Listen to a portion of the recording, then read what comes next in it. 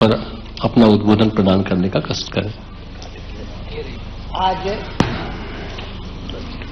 सरकार के विकास और सेवा के 2 वर्ष इस अवसर पे आयोजित पत्रकार वार्ता में हम सबके आदरणीय हमारे लोकप्रिय मुख्यमंत्री मोहन जी, उप मुख्यमंत्री आदरणीय राजेंद्र जी, आदरणीय देवड़ा जी, नीरज जी, हमारे सीपीआर महोदय, आशीष जी और यहां उपस्थित सभी पत्रकार बंधुओं का मैं हार्दिक स्वागत और अभिनंदन करता हूं। आज का दिन हम सबके लिए बड़ा महत्वपूर्ण है क्योंकि मध्य प्रदेश में भाजपा की मोहन यादव सरकार के नेतृत्व में सरकार सफलतम 2 वर्ष पूरे कर रही है। इस अवसर पे मैं डॉक्टर मोहन यादव जी, मंत्रिमंडल के सहयोगियों, संगठन के कार्यकर्ताओं और प्रदेश की जनता को हृदय से बधाई देता हूं। हमारे देश के प्रधानमंत्री नरेंद्र मोदी जी के मार्गदर्शन में और मोहन यादव जी के प्रभावी नेतृत्व में प्रदेश में विकास एक नई ऊंचाइयों पे पहुंच रहा है। सरकार ने सुशासन, पारदर्शिता और त्वरित निर्णय लेने की क्षमता का प्रशासन को मूल आधार मानते हुए गरीब, युवाओं, किसान और महिलाओं के सशक्तिकरण को सर्वोच्च प्राथमिकता दी है। भ्रष्टाचार पे कड़ी कार्रवाई कर जवाबदेही की व्यवस्था को सुधारने का काम सरकार ने पारदर्शी तरीके से किया है। इस दिशा में मध्य प्रदेश में मोहन यादव जी की सरकार तीव्र गति से आगे बढ़ रही है और 2047 तक विकसित भारत के संकल्प को लेकर कार्य कर रही है। कुछ बिंदुओं पे मैं आप सबका ध्यान दिलाना चाहूंगा और विस्तृत हमारे मुख्यमंत्री जी सारा का सारा सरकार का 2 वर्ष का जो विकास है उस पर अपना मार्गदर्शन देंगे। गरीब कल्याण को लेकर हमारी सरकार ने कई अच्छे काम किए हैं।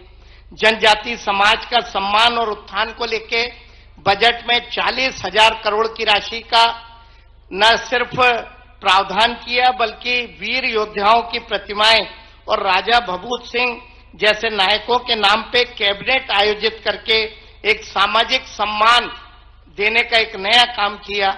महिला सशक्तिकरण में नई क्रांति, हमारा लाडली बहना में 1,500 की राशि की, देवी अहिल्या और नारी सशक्तिकरण मिशन की शुरुआत की, महिला उद्यमियों के लिए लगभग 275 करोड़ का प्रावधान किया।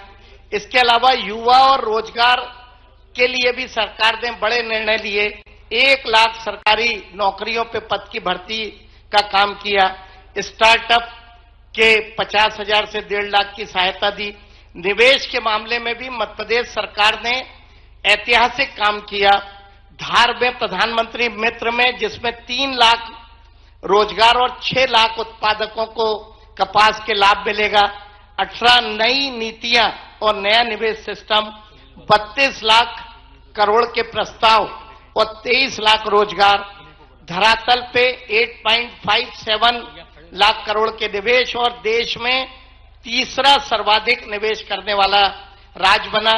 आध्यात्मिक और सांस्कृतिक धरोहर के रूप में भी मैं मुख्यमंत्री जी को धन्यवाद देना चाहूंगा कि सम्राट विक्रमादित्य, राजा भोज सहित 9 महापुरुषों के नाम पे राजधानी में द्वार, ओमकारेश्वर, विक्रमादित्य राम वन पथ, गमन पथ, श्री कृष्ण लीलाओं से जुड़े स्थल और मां शिप्रा का शुद्धिकरण घाट निर्माण, सीएस 2028 की तैयारियां और स्वास्थ्य सेवाओं में पीएम श्री एयर एम्बुलेंस जैसे नए प्रयोग और 12,655 आयुष्मान आरोग्य मंदिर बनाने जैसे बड़े काम सरकार ने किए। हर विभाग में, हर समाज के हर वर्ग को सरकार ने काम करने का प्रयास किया। मैं मध्य प्रदेश की भारतीय जनता पार्टी संगठन, मध्य प्रदेश की जनता की तरफ से 2 वर्ष सफलतापूर्वक सरकार के पूरे करने के लिए और जनहित के बहुत सारे जो नवाचार उन्होंने किए उसके लिए मैं मुख्यमंत्री मोहन यादव जी को और उनके पूरे मंत्रिमंडल को दिल से धन्यवाद देना चाहूंगा और उम्मीद करूंगा कि इसी पथ पे हमारी सरकार आगे आने वाले समय में हर वर्ग के लिए और अच्छे काम करेगी। बहुत बहुत धन्यवाद। धन्यवाद आदरणीय खंडेलवाल सर। आज पत्रकार वार्ता के इस अवसर पर हम जो हमारी उपलब्धियां हैं उसके संबंध में कुछ पुस्तकों का हमने प्रकाशन किया है, उनका विमोचन भी करने जा रहे हैं। विकास और सेवा के जो 2 वर्ष कंप्लीट हुए हैं उसकी विभागवार उपलब्धियों के संबंध में एक पुस्तक का विमोचन किया जा रहा है। उसके लिए मैं माननीय मुख्यमंत्री जी से आग्रह करूंगा कि विमोचन करने का कष्ट करें।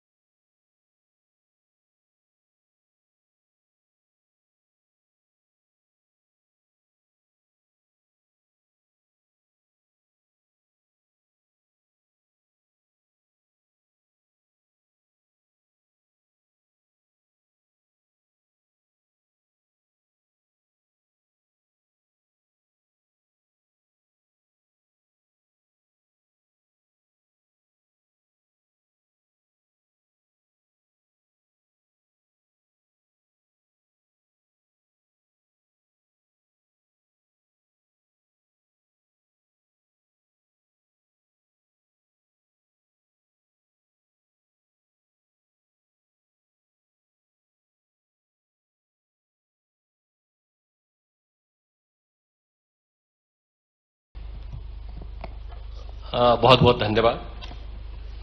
अब मैं माननीय मुख्यमंत्री जी से रिक्वेस्ट करूंगा कि अपना उद्बोधन और प्रेजेंटेशन के माध्यम से उचित लगे तो आपको अवगत कराने का कष्ट करें।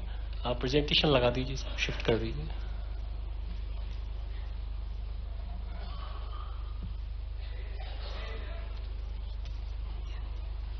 प्रेजेंटेशन शिफ्ट कराएं। प्रेजेंटेशन के साथ मटेरियल भी दे दो ना सबको। हाँ सर, सबको पहुंचा तो वो टेबल पे देने से ज्यादा ठीक है। ये जो भी किताबें हैं इनका फोल्डर सभी टेबलों पर पहुंचा दें। सब दूर पहुंचा इसके दें। साथ साथ प्रेजेंटेशन की जो सॉफ्ट कॉपी है, आपके पीडीएफ कॉपी जो है आपके ग्रुप में अभी जस्ट पहुंचने वाली है। तो क्या प्रेजेंटेशन में वो स्लाइड में देख रहा था तो लगभग 40 है, 40 स्लाइड और एक में 2 मिनट दूंगा तो ये 1.25 घंटे तो इसी में हो जाएंगे सर। तो वो सर मैं वो सोच के डर रहा था, तो इसलिए मैंने जल्दी जल्दी करना है। नहीं सर, इन तक हम प्रेजेंटेशन पहुंचा रहे हैं सर। हाँ, वो ज्यादा सर। अच्छा है। अपने आज का दिन तो थोड़ा साथ में रह करके चाय पानी करने का है ज्यादा। हाँ, मतलब मैं बोल तो संभाल के रहा हूं, आप समझ रहे हो। थोड़ा थोड़ा बोलने वालने में बच्चे बड़े हो जाते तो तरीके से बोलना पड़ता है, नहीं जैसे घर में अपने को अपनी भी से बात करने में, भोजन सीधा बोल देने में थोड़ा सा तरीका लगा करके। आज की इस प्रेस वार्ता में मित्रों, हमारे बीच माननीय यशस्वी अध्यक्ष श्रीमान हेमंत खंडेलवाल जी, माननीय हमारे उप मुख्यमंत्री श्रीमान जगदीश देवड़ा जी, उप मुख्यमंत्री माननीय राजेंद्र शुक्ला जी, इस अवसर पर एसीएस नीरज जी, हमारे आशीष अग्रवाल जी मीडिया प्रभारी, हमारे सीपीआर और आप सब। यद्यपि मैं प्रेस वार्ता में कोई नई बात या ऐसी कोई अलग से बात नहीं कर रहा हूं, ये हमारे आपके सबके साथ बीते हुए 2 वर्ष के जिसके आप भी साक्षी हो, और शासन की योजनाओं में कमोबेश अगर हम कोई किसी वर्ग से बात करें तो सबसे पहले प्रेस के वर्ग से ही रूबरू होना पड़ता है, और प्रेस के माध्यम से वो बातें समाज तक नीचे तक जाती भी है। उसी सिलसिले में यद्यपि ये सरकार के गठन के साथ जो जो काम किए गए हैं, विभाग भी बहुत सारे हैं, योजनाएं भी बहुत सारी है, और बहुत सारी योजनाओं में बहुत सारे क्षेत्रों में काम करने का प्रयास भी किया गया। लेकिन काम को करते करते ये बात भी सही है कि समय 2 साल का लगा, लेकिन ये काम भी इतना बड़ा रहता कि 2 साल भी बहुत, अगर हम पीछे देखो तो बहुत लगते हैं, आगे देखो तो बहुत कम लगते हैं। तो ये इसीलिए हमने इसी के साथ पिछले मतलब इसी महीने से 2 साल की समीक्षा बीते कामों की और 3 साल के टारगेट विभागवार इस दिशा में काम करना प्रारंभ किया था, और वो सिलसिला चल भी रहा, काफी हद तक हो भी गया है। ये थोड़ा नवाचार भी है, क्योंकि आमतौर पर विभाग की समीक्षा बजट के साथ साथ 1 साल में 2 बार विभाग की पर चर्चा आमतौर पर मुख्यमंत्री के साथ होती थी। लेकिन हमने इसमें थोड़ा नवाचार ये जोड़ा कि बीते 2 साल की भी अच्छी बातों को लेकर के सारे माननीय मंत्रीगण अपना प्रेजेंटेशन दे, तो वो एक पूरा 5 साल का हमारा समग्र एक लघु चित्र आंखों के सामने आ जाता है, जहां बीते हुए सारे कामों की बात और आने वाले 3 साल में और कैसे उस पर बढ़ा जाएगा। और उसी सिलसिले से जोड़ करके ये विकास और सेवा के 2 वर्ष, यद्यपि यह बात सही है कि यशस्वी प्रधानमंत्री नरेंद्र मोदी जी के शासनकाल में पूरे देश की कार्यपद्धति, काम करने के तरीके, टारगेट, केंद्र का समर्थन, और आज तो और जोरदार चीज आ गई है, वैश्विक परिस्थितियां भी आज के समय में भारत के साथ एक अलग प्रकार से जुड़ रही है। और ये जो वर्तमान का दौर चल रहा है, उसका तुरंत असर ऊपर नीचे आने का भी पूरा बना हुआ है। लेकिन माननीय प्रधानमंत्री जी ने आपदा में से अवसर निकाल करके जो काम की पद्धति स्थापित की है, उसी का लाभ हम सबको दिखाई भी दे रहा है। अब मैं अपनी बात को कहां से शुरू करूं? हम अपने बीते कल की बात से ही बात आगे बढ़ा लेते हैं। तो ये हम सब देखते हैं कि मध्य प्रदेश के अंदर जो लॉ एंड ऑर्डर को लेकर के सबसे बड़ी प्रॉब्लम थी, हम सब देखते हैं 85 के बाद 87-88 से छोटे छोटे दलम बन करके नक्सलाइट अपना अपना टेरिटरी बनाने लगे, और उस टेरिटरी के बीच में से ये नया अनुभव आया था। हम कभी सोचते नहीं थे आदिवासी अंचल भूला भाला हमारा छत्तीसगढ़ का बेल्ट या मंडला बालाघाट डिंडोरी तक के इस बेल्ट में कभी पहला तो संयुक्त मध्य प्रदेश था, 90 के बाद वो दौर बदला और 2002-3 तक आते आते 2 राज्यों में बदल गया। लेकिन घटनाएं घटने लगी और उसमें क्या क्या हुआ ये दोहराना नहीं चाहूंगा, कल की प्रेस कॉन्फ्रेंस में मैंने बोल दिया उन सारी बातों को। लेकिन 90 से पहली घटना सामने आती है, 88-89 से दल गठन होने लगे, और बाद के घटनाक्रम में तो ये हुआ कि 17 पुलिसकर्मियों की 95 में एक तरह से हत्या होती है। ये पहली बार हमारे राज्य में हुआ है कि पूरी की पूरी बस के हमारे सशस्त्र बलों का एक तरह से बहुत भीषण वो नरसंहार जैसा हुआ। बाद में तो उसका परिणति ये भी हुई कि चुने हुए मंत्री के अपने घर से राज्य के मंत्री को बुला बाहर निकाल करके थाने के पास कुल्हाड़ी से हत्या कर दे। ये मध्य प्रदेश में पहली बार ऐसा हुआ था कभी, लेकिन अपनी सबके आंखों के सामने मध्य प्रदेश का वो इतिहास बना है। राज्य सरकारें क्या होती है, केंद्र सरकार क्या होती है, लेकिन आजादी के बाद राज्य और केंद्र की सरकार दोनों जगह एक दल की सरकार थी, कांग्रेस की सरकार थी, केंद्र में भी और राज्य में भी। लेकिन इतनी बड़ी घटना के बाद में भी कोई ठोस रणनीति बने, योजना बने, इसका निराकरण हो, और उसका परिणाम क्या आया कि कई हमारे आदिवासी भाई बहन सहित कई शहरी को, कई राहगीर के किसी का हाथ कट गया, किसी का पैर काट दिया, किसी की बच्चे सहित पूरे परिवार को समानांतर थाने चल रहे हैं, समानांतर कोर्ट चल रही, समानांतर सत्ता चल रही, मंत्रिमंडल का गठन नक्सलाइटों का अपना अलग चला। ये सब एक तरह से पूरे देश के साथ साथ मध्य प्रदेश के साथ में भी स्थापित हुआ। हमें गर्व है इस बात का कि माननीय प्रधानमंत्री ने तय किया और माननीय गृह मंत्री जी ने लगातार ध्यान दे करके, जो 35-36 साल पुरानी एक चुनौती थी 2-4 साल के समय में, और अब तो डेडलाइन डिसाइड की। सच में जब उन्हें डेडलाइन डिसाइड की कि मार्च 2026 तक नक्सल वाली मूवमेंट समाप्त कर देंगे, तो मैं भी थोड़ा चौंक गया था कि ऐसा तो नहीं। मैंने गृह मंत्री जी से निवेदन, हमने कहा नहीं, बिल्कुल चिंता मत करो, ये समय सीमा में हो जाएगा। बड़ा सुन के अच्छा भी लगा, लेकिन बीते साल जब बात की, क्योंकि मैं अपने राज्य की दृष्टि से अगर देख के बताऊंगा तो आप सब जानते हैं हमारा भौगोलिक रूप से इतना बड़ा मंडला, बालाघाट, डिंडोरी का क्षेत्र, जिसमें रिजर्व फॉरेस्ट इतना बड़ा, ऐसे में 25, 30, 40 लोगों को खोज के निकालना यही चुनौती रहती। और वो फॉरेस्ट के इलाके में जब मोबाइल टावर काम नहीं करते हैं, बिजली की लाइन के भी संकट रहते हैं, जंगली जानवर चारों तरफ बिखरे हुए, गांव की अंदर की भी स्थिति कैसी है कि लगातार 20-25 साल तक लाल सलाम ने जो माहौल बनाया कि फॉरेस्ट के अधिकारी से लेकर के सारे लोग, लेकिन ये सौगात भी मिली कि पहले तो हमारे अपने भी इस घटनाक्रम में बहुत दर्दनाक हादसे हुए। बीते साल जिस आशीष शर्मा को हमने प्रमोट करके टीआई बनाया, कुछ समय पहले उनकी बलिदान भी हुआ, ये दर्दनाक भी था। लेकिन मुझे इस बात की प्रसन्नता के कुछ अच्छे पुलिस अफसर जिनने खुद ने मांगकर बालाघाट की ड्यूटी ली, मैं अपने आईपीएस अधिकारियों को बधाई देना चाहूंगा। आमतौर पर आईएएस आईपीएस पे कई बार सुविधा की और तमाम प्रकार की बातें आती, लेकिन यहाँ के अपने इस राज्य के बहादुर अफसरों ने पोस्टिंग मांग के लिए और टारगेट लिया कि हाँ हम ये करके देंगे। आईजी संजय भी ऐसे घूम रहा जैसे जवान, मोटरसाइकिल से लेकर के लंबे समय तक ये आईपीएस अधिकारी ऐसे काम करे, ये हम सबके लिए गर्व की बात है। और जब समेकित रूप से काम करते हैं तो उसका रिजल्ट भी आता है कि आज वो इतने बड़ी भयंकर चुनौती थी।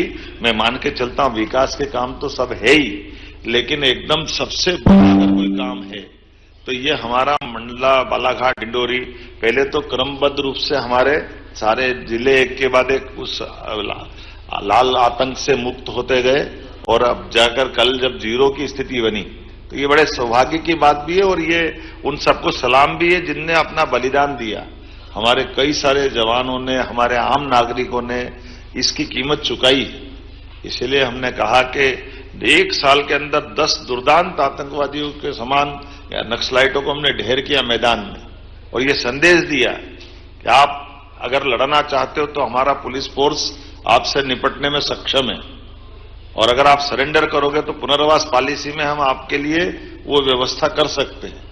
और ये दोनों नीतियों का कारगर रूप बना के हमारे लिए कुछ हमने जब मोबाइल फोन उनके टेप सुने थे तो आखिरी में तो ऐसी स्थिति बनी थी कि दलों के अंदर इस बात की होड़ लगी कि पहले सरेंडर कौन कर रहा है, और हमने आखिरी परिणाम देखा कि 42 दिन में 42 सरेंडर हुए और 10 नक्सलाइटों को ढेर किया। तो ये एक बहुत बड़ी चुनौती थी पुलिस के लिए और प्रशासन के लिए। अब ये अलग बात है कि अब हम वापस उस बालाघाट, मंडला, डिंडोरी के अंदर जिन भी कारणों से ये पनपा फैला था, हम उसको अंदर से उस तरह के तंत्र को भी मजबूत करें कि दोबारा ये सांप अपना फन नहीं फैला सके।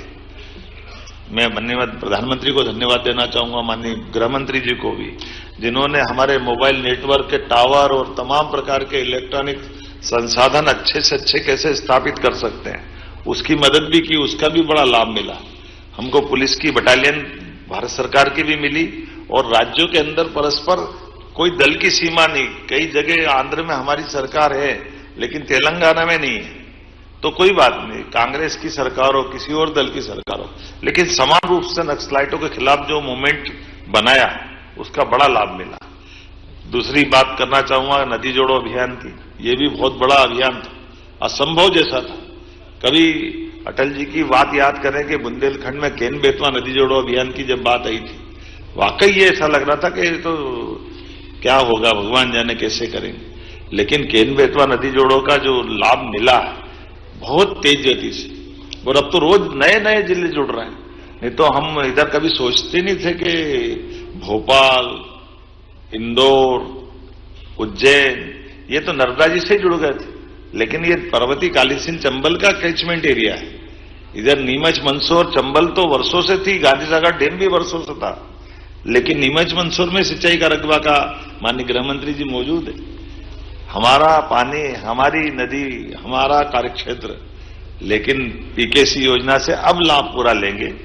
ये पीकेसी नहीं, पीकेसी ने तो और एक नया दौर लिखा। माननीय प्रधानमंत्री जी ने जयपुर के अंदर भाषण में जिसको कोड किया श्रीमान नरेंद्र मोदी जी के शब्दों में कि आज का ये जो पीकेसी पार्वती काली सिंह चंबल योजना का शुभारंभ ये नए युग की सूत्रपात है। जब दो राज्यों के बीच सालों से झगड़े चलते हैं हाई कोर्ट सुप्रीम कोर्ट में और कई बार तो हिंसक घटनाएं हुई दक्षिण के राज्यों में, लेकिन परस्पर सौहार्दता के बलबूते पर राजस्थान में भी पानी पहुंचेगा, मध्य प्रदेश भी पानी लेगा और हमारे इस क्षेत्र के अंदर पीने के पानी की, सिंचाई की, उद्योगों की रचनाओं को पानी के माध्यम से डेवलपमेंट करने की पूरी फ्रीडम मिल रही। तो ये नदी जोड़ो अभियान और एक सिलसिला चालू होता तो फिर कहां तक रुकता है। कितना अच्छा लगता है कि केवल राजस्थान नहीं, केवल उत्तर प्रदेश नहीं, महाराष्ट्र के साथ जोड़कर भी ताप्ती का पूरा ये एक नया प्रकार का वाटर रिचार्ज का पूरा प्रोजेक्ट बनाया और 70,000 करोड़ ये सारे चीजों में भारत सरकार 10% केवल राज्यों के लिए लगाने की बात कर रही। 90% अदरवाइज अगर इतने बड़े प्रोजेक्ट हम कैसे खड़ा करेंगे। 1 लाख करोड़ की पीकेसी योजना तो 90,000 करोड़ भारत सरकार दे रही, 70,000 करोड़ की पार्वती काली सिंह चंबल योजना, ऐसे 70,000 करोड़ की हमारी ताप्ती के साथ योजना बनी, जो हमारा बुरहानपुर के बाद खंडवा खरगोन के हिस्से से होते हुए इस पूरे नए वाटर रिचार्ज का पूरा एक नया प्रकार का बेसाल्ट हमारा पूरा काम आएगा। उसी के साथ मंदाकिनी चित्रकूट के अंदर केन बेतवा का फिर रिवाइज प्रोजेक्ट दिया, जिसके आधार पर हमारी चित्रकूट की धारा भी सरसब्ज होगी, चित्रकूट का धाम भी जगमगाए। ये पार्वती काली सिंह चंबल योजना और उसमें और नवाचार कैसे हुए, जल की रचनाओं पे भी जब ध्यान जाता तो आमतौर पर तीर्थ की रचना नदी माताओं के माध्यम से होती है। अकेले उज्जैन को देखें तो उज्जैन की क्षिप्रा नदी में 2 चुनौतियां हमको थी। सिमस तो 80 में भी हुआ, 92 में भी हुआ, 2004 और 2016 में, लेकिन 80, 92 और 2004 तक जब सिमस्त हुआ तो क्षिप्रा जी के जल में स्नान करने जो साधु संत सहित धार्मिक श्रद्धालु आए, उन्होंने गंभीर के पानी में स्नान किया। गंभीर क्षिप्रा जी से लगभग 20 किलोमीटर दूर से पानी लेके लिफ्ट करके आए और उसमें स्नान कराया। स्नान तो हुआ, कुंभ भी हुआ, सिंहस्थ भी हुआ, लेकिन मन में भाव कचोटता रही है कि ये अपन किस जल से स्नान करा रहे हैं। साधु संतों को तो मालूम नहीं, लेकिन हमको तो मालूम है। 2016 में हमने नर्मदा जी में स्नान कराया, तो ये बात सही है कि नर्मदा जी के टाइम क्षिप्रा लिंक की योजना में नर्मदा का मिलन हुआ, तो ये संदेश तो था। तो कई संतों ने मजाक में कहा भी कि अगर हमको यहाँ आके स्नान करना है उज्जैन में तो फिर तो ओंकारेश्वर में ही कर लेना चाहिए, क्योंकि ये तो कुंभ सिंहस्थ तो उज्जैन में हो रहा है, जल तो आप नर्मदा जी का दे रहे हो। तो ये बात सही थी। मैं इस बात के लिए धन्यवाद देना चाहूंगा हमारे इरिगेशन डिपार्टमेंट के लोगों को, जिन्होंने इस चुनौती को लिया और हमने इस सिंहस्थ में क्षिप्रा जी के जल से स्नान करने का प्रबंधन कर लिया। चुनौती तो कई थी, मैं ये पढ़ी हुई लिखी हुई भाषा नहीं बोल रहा हूं, ऐसे ही मुंह से ही बोल रहा हूं। आपको ध्यान में आएगा कि हमने कहा कि भाई क्षिप्रा जी कोई बर्फ का ग्लेशियर नहीं है कि ऊपर से पानी बह के आ जाएगा। हमारे सामने चुनौती क्षिप्रा जी बरसात के पानी में जो धारा बनती है उससे पूरे साल काम चलाना पड़ता है। तो फिर योजना बनी कि इस बरसात के पानी के समय पानी को लिफ्ट करके एक बड़ा तालाब बनाए। तो बड़ा तालाब हमारा उज्जैन के पास बनाया, उसकी क्षमता इतनी बड़ी कि वो पूरे साल फिर प्रवाह के माध्यम से क्षिप्रा जी में जल पहुंचाएगा। तो ये लगभग 800 करोड़ की योजना बनी, जिसके आधार पर अब क्षिप्रा जी के जल से क्षिप्रा जी में लोग स्नान कर पाएंगे पूरे साल। लेकिन एक चुनौती और थी कि क्षिप्रा जी का जल तो शुद्ध कर देंगे, लेकिन हमारी जो भौगोलिक रचना ऐसी कि इंदौर का बढ़ता हुआ भौगोलिक एरिया, लेकिन उसकी ढलान तो उज्जैन की तरफ थी। तो नर्मदा जी का पानी हो, क्षिप्रा जी का हो, गंभीर का हो, वो सब हमारा, जिसको हम खान भी कहते हैं, कान भी कहते हैं, उस नदी के माध्यम से पूरा गंदा पानी इंदौर का, सीवर का पानी उज्जैन आ जाता है। तो ऐसे में चुनौती ये थी कि वो पानी को शुद्ध कैसे रखें। तो इस बार ये भी एक अच्छा प्रयोग मिला कि जब हम बड़ी नदियों को राज्य के बाहर भी जोड़ने का अगर हम बड़ा एक रिकॉर्ड बना रहे हैं, जब यूपी के साथ केन बेतवा का बना रहे हैं, पार्वती काली सिंह चंबल के साथ राजस्थान का, या ताप्ती के साथ महाराष्ट्र का, तो एक राज्य के अंदर भी 2 नदी जोड़ो अभियान चलना चाहिए। तो एक राज्य के अंदर गंभीर और खान नदी को जोड़ने का प्रोजेक्ट बना, जिसके कारण से उज्जैन से लगभग 15 किलोमीटर दूर पानी को शिफ्ट करके डाउन स्ट्रीम में गंभीर की ऊपर गंभीर का डैम बनेगा, नीचे गंभीर का पानी सूखी नदी में जाएगा, तो वहां सिंचाई करके लोग उस पानी का किसान उपयोग करेंगे और ये गंदा पानी मिलने से छिपराजी का रुकेगा। ये प्रोजेक्ट भी इसी के माध्यम से, मौका पड़ेगा तो पत्रकार साथियों आपको ले चल के दिखाएंगे कि अंडर डक्ट बन करके 50 किलोमीटर नीचे बड़ा ट्रक अंदर से चला जाए, इतनी बड़ी टनल बनाना, उस टनल में नदी की धारा, ऊपर लोग खेती कर रहे हैं, किसानी कर रहे हैं, ऊपर खेती नॉर्मल चल रही, लेकिन नदी की धारा नीचे जा रही है।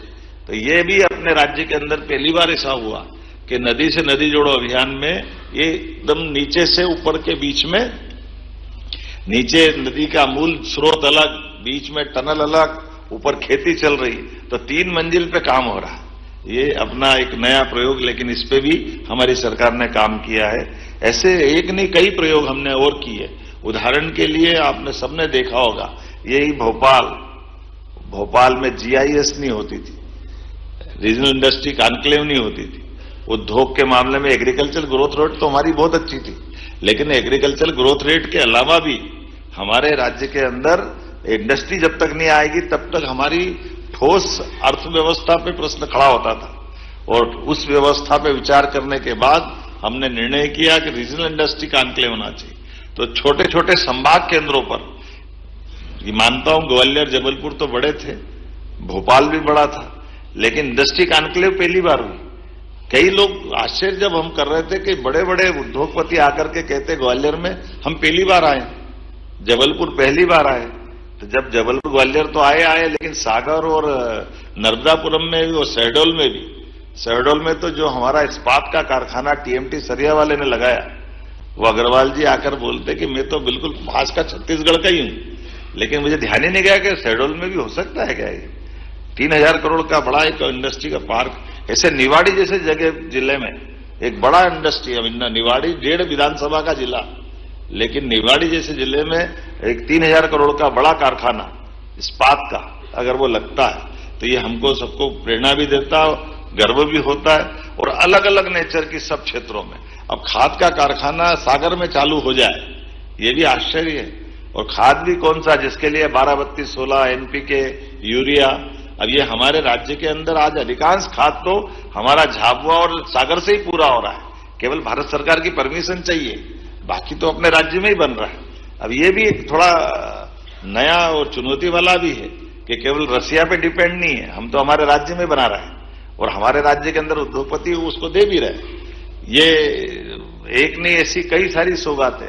पंप स्टोरेज, अभी मैं जब ग्रीनको के लिए हैदराबाद में गया तो हैदराबाद में जिस कंपनी में मैं गया और जिस कंपनी ने यहां लगभग 6000 करोड़ का निवेश किया है पंप स्टोरेज, राज्य के अंदर सौहार्दपूर्ण संबंध आसपास का रहने का क्या परिणाम आता बताना चाहूंगा।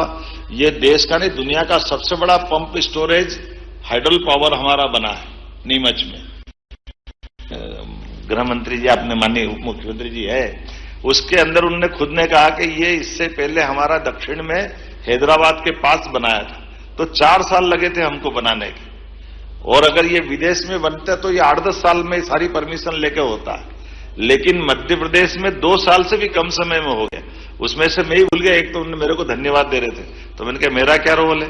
बोले आपका ये रोल है कि जब आप नीमच तरफ आए थे, एक इंडस्ट्रियल समिट में मिले थे, तब हमने कहा था कि सब ये पंप स्टोरेज में एक ऊपर टैंक बनाना पड़ता है, एक नीचे टैंक बनाना पड़ता है। तो ऊपर का टैंक तो हमने बना लिया, अब नीचे का टैंक चूंकि चंबल का पानी वो गांधी सागर में रखा हुआ मंदसौर में, और वो चंबल का पानी का कंट्रोल तो राजस्थान सरकार के पास रहता है। वो पानी जब तक खाली नहीं करे हम बनाए कैसे नीचे, वो जगह नीचे नहीं बनाएंगे तो वो पंप स्टोरेज चालू कैसे होगा। तो मैंने मेरे से निवेदन किया, मैंने वहीं से फोन लगा दिया माननीय मुख्यमंत्री भजन लाल जी को कि जरा ये चंबल का हमारा एक प्रोजेक्ट बिगड़ रहा है, आप अगर पानी कम कर दोगे तो हमारा काम हो जाएगा।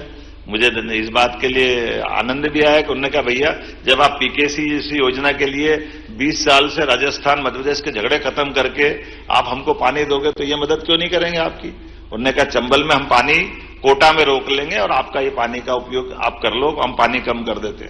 उनने 15 दिन के अंदर पानी कम कर दिया और इसका फर्क ये पड़ा कि जो प्रोजेक्ट 4 साल में पूरा आने वाला था वो 2 साल में पूरा हो गया।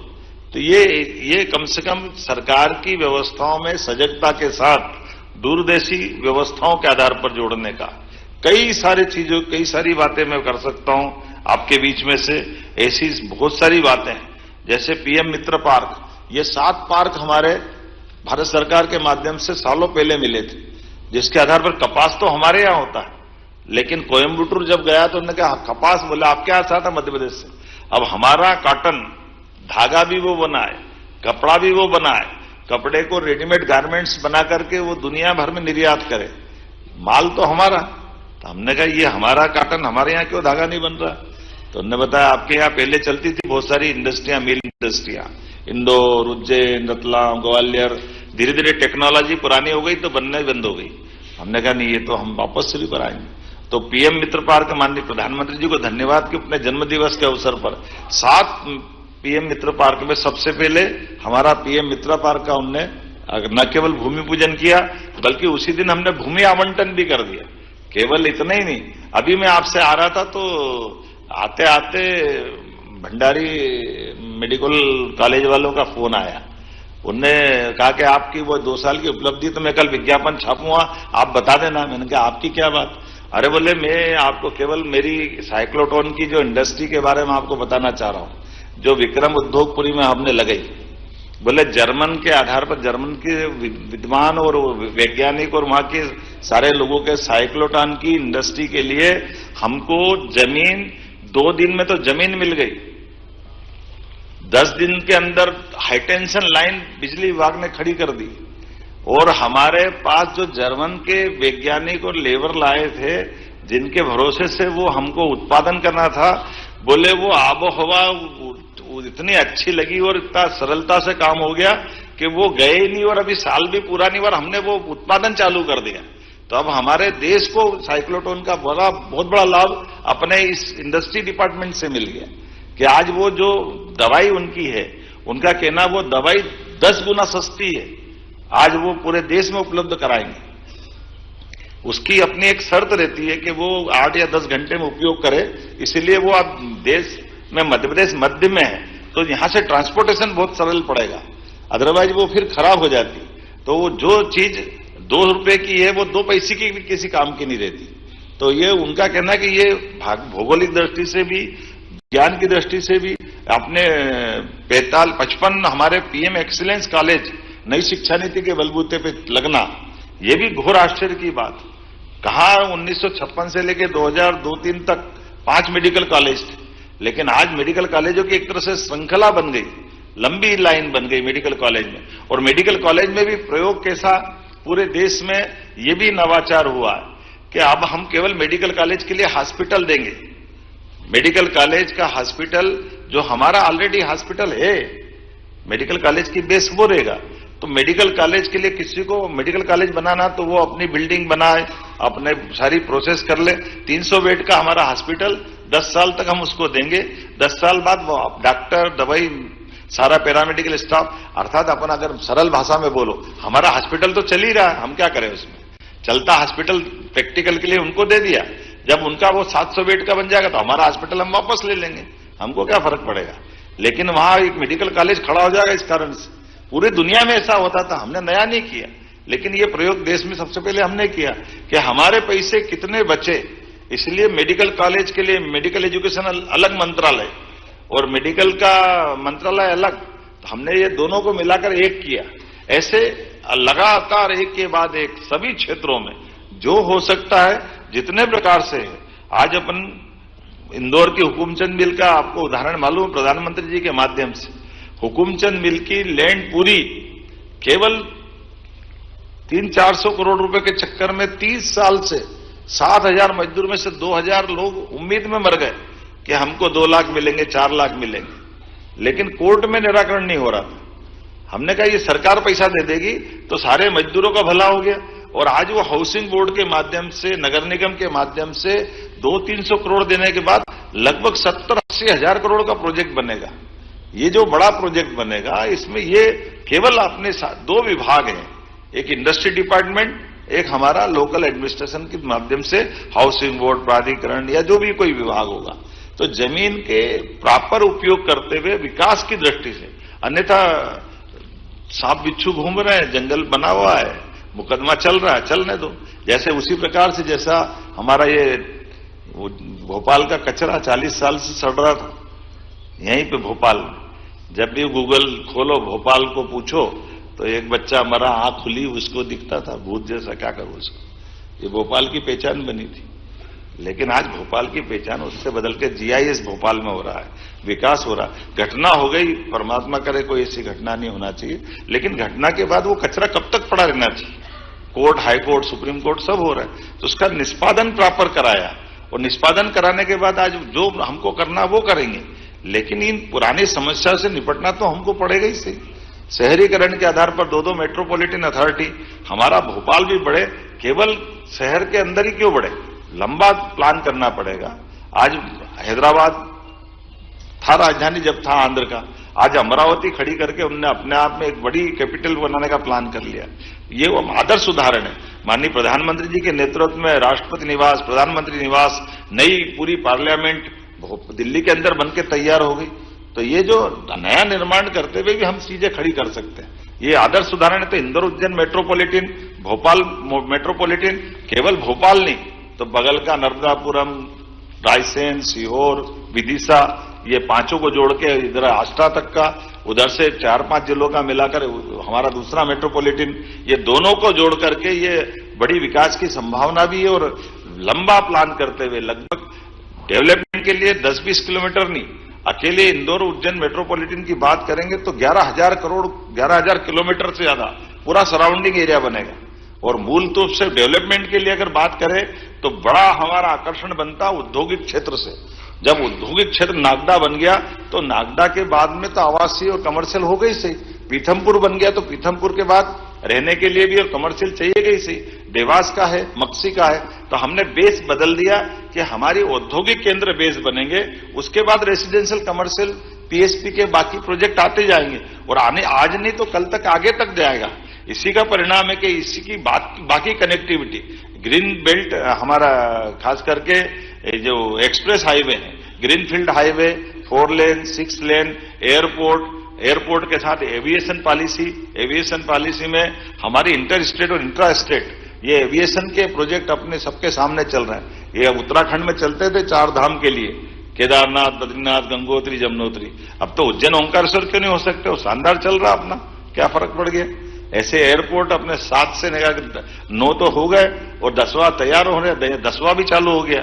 और ये तो 10 जिसको एविएशन डिपार्टमेंट ने मान लिया, बाकी सिंगरौली, रतलाम, नीमच, मंदसौर, हमारे B200 तो उतरते ही हैं शान के साथ, सारी हवाई पट्टियां चालू है, इसमें कोई कष्ट नहीं है। आपने देखा ही है कि जब अपना स्थापना दिवस मनता है तो 1 दिन क्यों 3 दिन मनना चाहिए, और 3 दिन मने तो अपने कलाकार आनंद के साथ हो जाए। तो यहाँ विक्रमादित्य का महानाट्य भी होता है और भगवान कृष्ण की लीलाओं को लेकर के 500 कलाकार भोपाल की, ये पहली बार हुआ। 18 पॉलिसियां फिल्म निर्माण से लेकर सभी प्रकार की।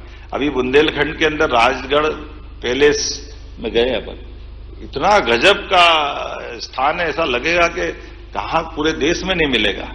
ऐसे अगर उज्जैन में जाओगे तो हायर सेकेंडरी स्कूल 50 साल से चलता था, महाराज बाग क्रमांक 1, 2, 3, आज वो 7 स्टार होटल हो गया टूरिज्म का। हमारी सारी टूरिज्म की प्रॉपर्टी में सबसे ज्यादा कई कलेक्शन आ रहा है तो अकेले उस हाई सेकेंडरी स्कूल में हो रहा। और टूरिज्म मिनिस्टर पूरे देश में आदर्श उदाहरण देते हैं कि अच्छा पैलेस कैसे बन जाता है हेरिटेज में, ये उदाहरण उनका बना है।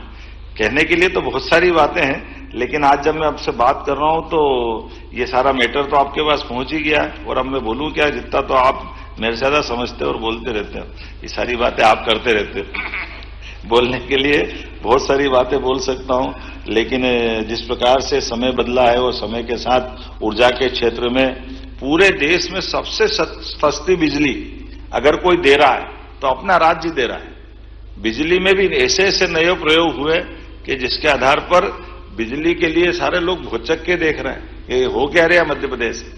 हमारा सबसे लोएस्ट रेट बिजली में गया है, और इसके आधार पर ओंकारेश्वर और ये बड़े बड़े प्रोजेक्ट तो हमारे हैं, आगर, नीमच, सोलर पार्क भी 2000 मेगावाट का, वो कंपोजिट यूपी और हमारा 6 महीने वो वापर लेंगे, 6 महीने हम वापर लेंगे। पानी की तो हम बदला बदली करी ना, बिजली का भी आपस में साझेदारी कर रहे हैं, 2 राज्य आगे बढ़ते हुए।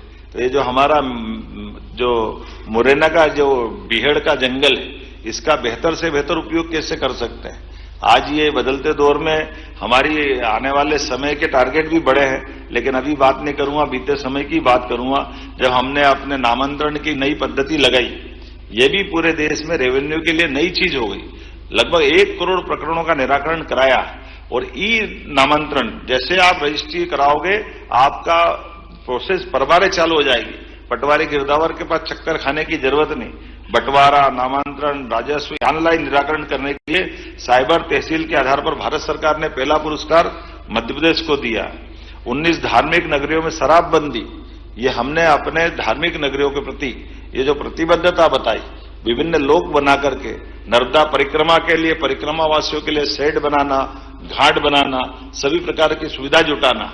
और चित्रकूट का धाम भी आनंद के साथ, आप बताइए, जन सहभागिता के आधार पर चित्रकूट का मुख्य मार्ग, जिसमें बड़े से बड़े संतों ने और सब लोगों ने अपनी सहभागिता देते हुए, जब अयोध्या अच्छा हो गया तो चित्रकूट भी होना चाहिए। उसी प्रकार से ओरछा का राजा राम का भी आनंद अलग प्रकार से दिखाई दे रहा है। अब ये कई ऐसी योजना भी चालू की जिसके लिए एक बगिया मां के नाम, 2 एकड़ का खेत अगर आप अपना बनाने जाओगे तो सरकार आपको 2 लाख रुपए देगी, क्योंकि जब नया बगिया बनाओगे तो शुरू में 2 साल आपकी खेती बाड़ी बंद हो जाएगी। तो खेती बाड़ी भी ढंग से व्यक्ति करता रहे, उसके बजाय उसके जीवन के प्रबंधन करते हुए, और जब बगिया तैयार हो जाएगी तो फल से उसका काम चलेगा ही से। तो आम के आम, गुठली के दाम, दोनों काम हो जाएंगे। हमारा पास व्यक्ति अपनी खुद का बगिया भी तैयार कर लेगा और अपना बगीचा भी तैयार हो जाएगा। योजना तो बहुत सारी है। हमने जलगंगा अभियान चलाने का हर साल का निर्णय किया। जलगंगा अभियान में दोनों क्षेत्र में, ग्रामीण में और शहर में भी, शहरी क्षेत्र के अंदर जितने कुएं, बावड़ी, तालाब, पुरानी जल रचनाएं और नवीन रचनाओं के लिए अब तो सड़कें भी बन रही है। तो हमने सड़कों के किनारे जो मुरम खोदने के लिए या बाकी मिट्टी निकालने के लिए जो गड्ढे होते हैं, उसको भी जल रचना में बदलने के लिए पीडब्ल्यूडी मंत्री जी माननीय राकेश जी को धन्यवाद दूंगा। एक योजना बनी कि ये जितना पानी का हम अपना संचय कर सकते हैं उस सबको भी करते जाना है। उसी प्रकार से ग्रामीण अंचल में भी सभी पंचायतों के साथ ये जलगंगा अभियान के माध्यम से, नदियों का मायका है मध्य प्रदेश। अभी ध्यान में आया कि लगभग 250 के आसपास प्रदेश की नदियां हैं। उन नदियों के उद्गम से लगा करके उनकी जल रचनाएं कैसे चालू हो, उनका एक तरह से पुनर्जीवन का काम भी और संचयन का काम भी। जल रचनाओं के लिए छोटे छोटे स्टॉप डैम से लगा करके बड़े बड़े भी सब पे काम करके बूंद बूंद कैसे काम आए, उस दिशा में हमने काम करना प्रारंभ किया। स्कूलों की बात मैंने कर दी। गौ संरक्षण की तो अद्भुत योजना हमारे यहाँ चल रही है। गौ संरक्षण में भी देश में नंबर 1 का है। अभी मैं कल आंध्र में उतरा था, कर्नाटक सरकार के वहां के एक कारपोरेशन के चेयरमैन आए थे। उन्होंने कहा टेक्नोलॉजी तो आप हमारी ले गए, लेकिन आपके राज्य में बहुत बड़ा काम हो गया, मैं आना चाहता हूं आपके मध्य प्रदेश। हमने कहा जरूर आओ।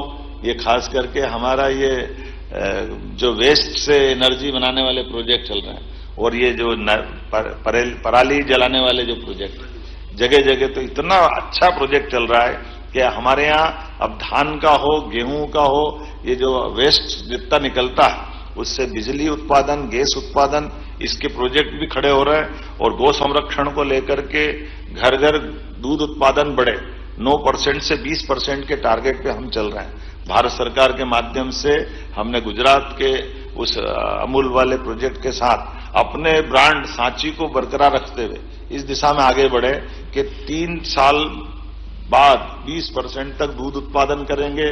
गोमाता के लिए भी पर्याप्त रूप से हमारी योजनाओं में 25 गोमाता अगर लेके आएगा या दूध उत्पादन की इकाई खड़ी करेगा तो 10 लाख सरकार देगी। इसके आधार पर एक साथ 500% की प्रोग्रेस हुई पुरानी योजना के पालन करने में। जबरदस्त रूप से स्कोप आया और गौशालाएं भी बड़ी बड़ी बन गई।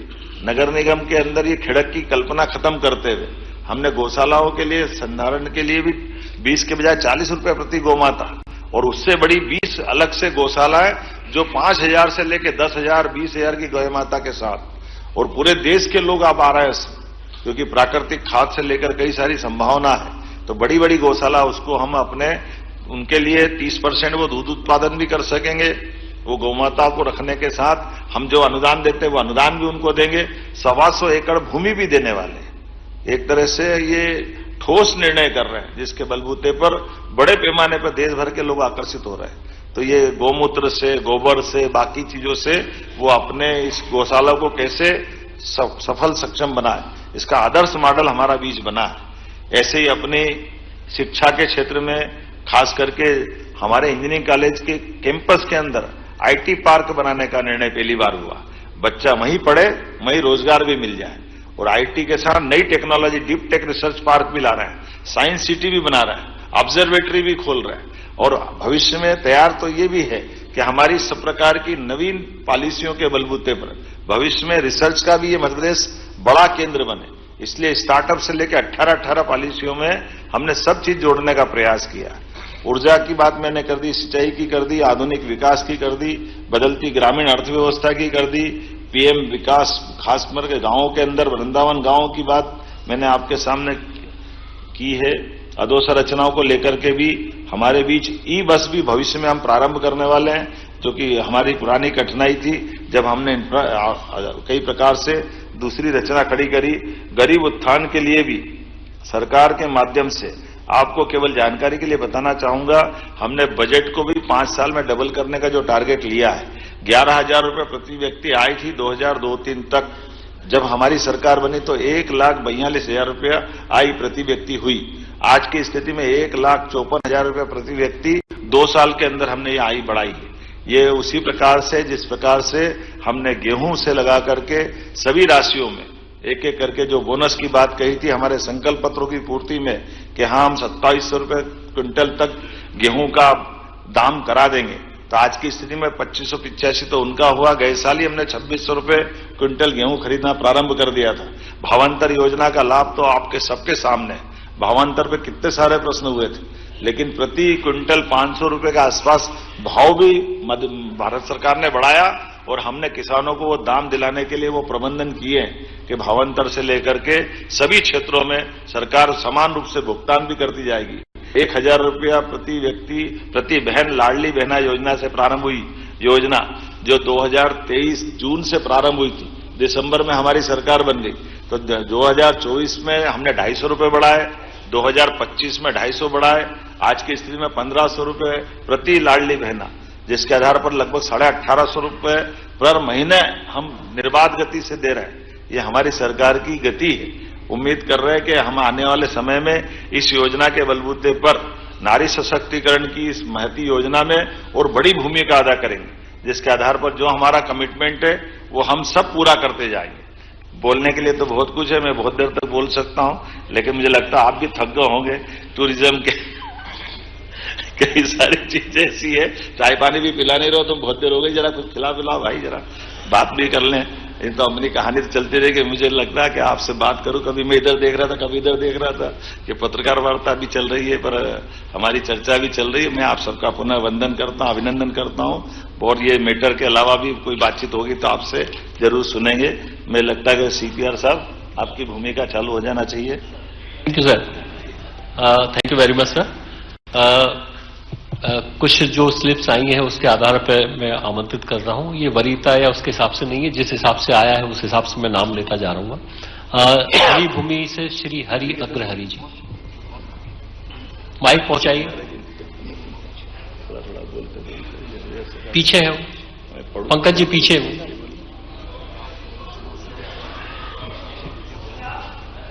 ये माइक लेके बीच में जाइए।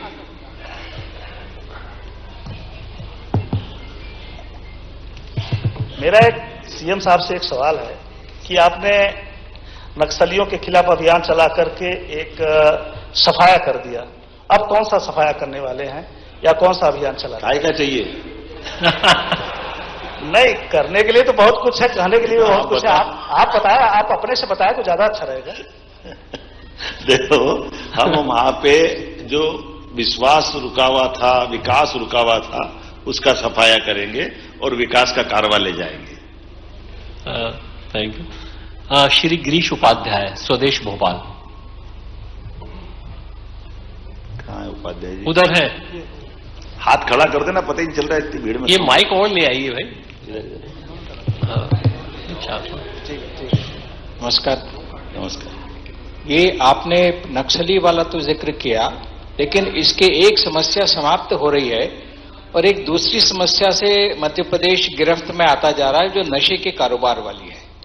इसको लेकर आप पे कोई कार्य योजना है जिसको आप कहेंगे कि हम अगले साल जो 3 साल पर जब इकट्ठे हों तब क्या आप अनाउंस करने की स्थिति में है कि हमने नशे के कारोबार से प्रदेश को मुक्त कर दिया है?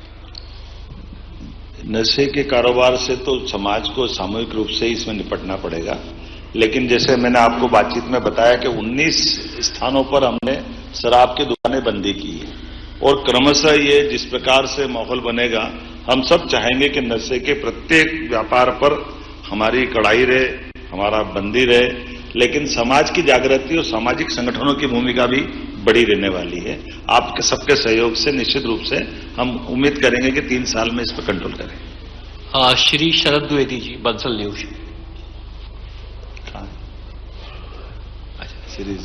शरद जी बोले, शिरीष जी बोले। शरद जी बोला मेरे ख्याल से सर। बधाई आपको मुख्यमंत्री जी, 2 वर्ष आपकी पूरी सरकार को। और अच्छा लगा ये जानकर कि अब शिप्रा के पानी से ही स्नान होगा, धागा मध्य प्रदेश में बनेगा। एक ऐसी टनल भी आप बना रहे हैं कि ऊपर खेती होगी और नीचे पानी बहेगा। और सबसे महत्वपूर्ण बात जो हमें लगी, अच्छा लगा कि गंभीर और खान नदी का जो विषय था उसको भी आपने सुलझा लिया है। आपने उज्जैन का बताया कि पैलेस है और पर्यटन मंत्री देश के उसकी चर्चा करते हैं, ये जानकर भी अच्छा लगा।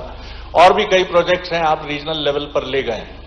मैं अगर क्रिकेट की भाषा में बात करूं तो अब आप अर्धशतक बनाने के बिल्कुल नजदीक हैं। हमारी शुभकामनाएं हैं शतक बने, आगे शतक बनते चले जाएं। लेकिन अब इस दौरान अब आपको तेजी से रन बनाने हैं और अब आपका जो प्रायोरिटी सेक्टर है वो क्या एजुकेशन होगा, हेल्थ होगा, रोजगार एम्प्लॉयमेंट होगा, किस तरह से आगे बढ़ेंगे, प्राथमिकता क्षेत्र क्या होगा? धन्यवाद। माननीय शरद जी, आपका धन्यवाद। जैसे कि हमने अपनी प्रायोरिटी में बताया था कि हमने अपनी 2024 में बहनों के लिए वो इस वर्ष समर्पित किया, ये वर्ष उद्योग और रोजगार के लिए किया। तीसरा हमारा एग्रीकल्चर सेक्टर है। एग्रीकल्चर सेक्टर में हमारे वर्तमान में जो इतने भी प्रोजेक्ट चल रहे हैं वो युवाओं को रोजगार देने के लिए, गरीब की गरीबी दूर करने के लिए। लेकिन एग्रीकल्चर में जितनी ग्रोथ रेट हमारी है उस ग्रोथ रेट को मेंटेन करते करते जो वर्तमान में हमारा सिंचाई का रकबा, जैसे केवल जानकारी के लिए बताऊंगा कि हमारा ये जो सिंचाई का रकबा लगभग 42 लाख हेक्टेयर था, आज की स्थिति में हम इसको 54 लाख हेक्टेयर तक ले गए। लेकिन 5 साल में हम 100 लाख हेक्टेयर तक ले जाने वाले हैं। जब 16 लाख हेक्टेयर तक ले जाएंगे तो ये जितनी बड़ी बड़ी परियोजना मैंने नदी जोड़ों की बताई, इसके साथ साथ जो प्रोजेक्ट हमारे चल रहे हैं उसका डिटेल भी हम दे देंगे कि हम ये जो कह रहे हैं ये ठोस कह रहे हैं। लेकिन इतना भी जानते हैं कि जब हमारा सिंचाई का रकबा बढ़ेगा तो हमारी एग्रीकल्चर ग्रोथ रेट भी बढ़ेगी और क्रॉप हमारे पास ज्यादा आती है तो उसकी चुनौती भी बढ़ती जाएगी।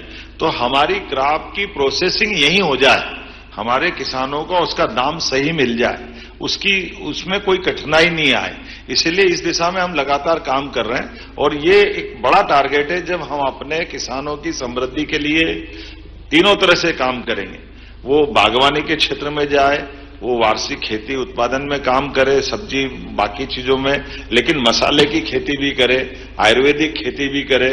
और उसी के साथ साथ जैसे मान लो ज्यादा प्याज आ जाए तो प्याज उसको फेंकना नहीं पड़े, तो इसलिए हम एरिया आइडेंटिफाई करके प्याज से पाउडर कैसे बनता है, लहसुन से पाउडर कैसे बनता है, तो उससे जुड़ी हुई इंडस्ट्रियों को जोड़ करके उसकी प्रत्येक क्रॉप का दाम भी सही मिले और कठिनाई नहीं आए, इस पे भी काम करें। लेकिन ये बात भी सही है कि केवल एग्रीकल्चर ग्रोथ रेट में ऑर्गेनिक का उपयोग जो होता है, रासायनिक खादों का, हम ये दुनिया के अंदर मध्य प्रदेश खासकर देश के अंदर भी सबसे ज्यादा प्राकृतिक खेती कहीं होती है, जैविक खेती हो तो मध्य प्रदेश में होती है। तो हम इस पे भी समान रूप से काम कर रहे हैं कि प्राकृतिक खेती को भी प्रोत्साहन कैसे दें, उसकी जैविक खेती को प्रोत्साहन कैसे दें, इसके मार्केट कैसे डेवलप करें। और उसकी थोड़ी जांच का भी एक कमजोर पक्ष है कि वो बड़ा कठिन जाता है कि वो कह देता तो मानना पड़ता अपने को कि वो ऑर्गेनिक है, लेकिन उसकी नीचे तक की जांच होकर के उससे बाजार मिले ताकि वो योग्य प्रकार से फसल का दाम ले। लेकिन ये भी बात सही कि एग्रीकल्चर के साथ साथ हम रोजगार परक सभी चीजों के साथ औद्योगिक निवेश के आधार पर, अधोसंरचना के आधार पर, जैसे हमने कहा कि अभी इसी साल मुझे लगता है कि हमने संकल्प पत्र में कहा था माननीय प्रधानमंत्री जी के शब्दों में कि हम हर कॉन्स्टिट्यूंसी में, मतलब लोकसभा में एक मेडिकल कॉलेज देंगे। वो तो हम दे दिए, लेकिन ये जो अभी हमारे पूरे प्रोजेक्ट चल रहे हैं तो 55 जिले में आज की स्थिति में 52 मेडिकल कॉलेज हमारे हो जाएंगे। तो हम ये चाहेंगे कि जिला स्थान पर मेडिकल कॉलेज आए, और केवल मेडिकल कॉलेज जो हमारी एलोपैथिक नहीं आए, एलोपैथिक के अलावा आयुर्वेदिक भी आए। तो आयुर्वेदिक में वेलनेस के आधार पर हमारा, चूंकि वनांचल का बहुत बड़ा इलाका है, धार्मिक पर्यटन का बहुत बड़ा इलाका है, तो हमारे यहाँ मेडिकल टूरिज्म भी डेवलप हो, जो इलाज कराने के लिए देश दुनिया से हमारे यहाँ लोग आए। तो ये इनके लिए मूल इंफ्रास्ट्रक्चर, एयरपोर्ट बनाना, एविएशन की दृष्टि से भी उस पर काम करना, टूरिज्म के लिए जो जो बाकी चीजें हैं, ऐसे ओल्ड एज होम भी जैसे मथुरा में अच्छी स्कोप है, ऐसे धार्मिक पर्यटन के केंद्रों पर हमारे में से कई लोग अपने जिंदगी के काफी समय यहां गुजारना चाहते हैं। तो उस दिशा में भी हम ठोस काम कर रहे हैं, जिसमें ओरछा, दतिया, कटनी, मैयर की माताजी, उज्जैन, ओंकारेश्वर, ऐसे हर स्थान पर ये सारी संभावना लेके चल रहे हैं।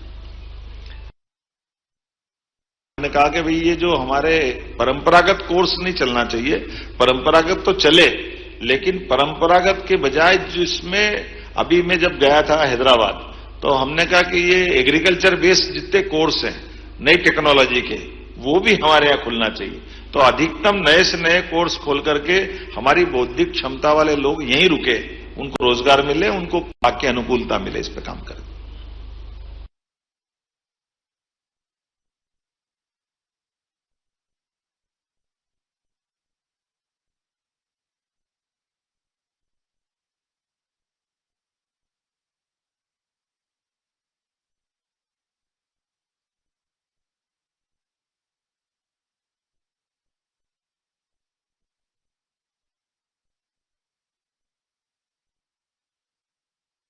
धन्यवाद भी देना चाहूंगा, लेकिन एक जानकारी देना चाहूंगा कि जैसे हमने कहा था कि सड़कों के ऊपर गौशाला, मतलब खास करके जो गौमाता घूमती है, राष्ट्रीय राजमार्ग पे घूमती है, आपकी जानकारी के लिए बता दें कि जितनी नगर निगम हमारी है, उन नगर निगम के अंदर 5000 से ज्यादा गौमाता रखने की, गौशाला बनाने का काम भी हमने चालू किया।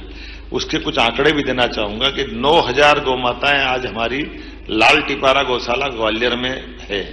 उज्जैन में जब मैं मुख्यमंत्री बना था, उसके पहले से हमारी गौमाताओं के बलबूते पर मगरोला के पास की गौशाला में हर 2 दिन में, एक दिन में 2, 3, 4 गौमाताएं मर जाती थी। वो कठिनाई थी 150 गाय रखने में भी। आज की स्थिति में 3000 से ज्यादा गौमाताएं उस गौशाला में है, और कई सारे हमारे मेरे कांग्रेस के मित्र भी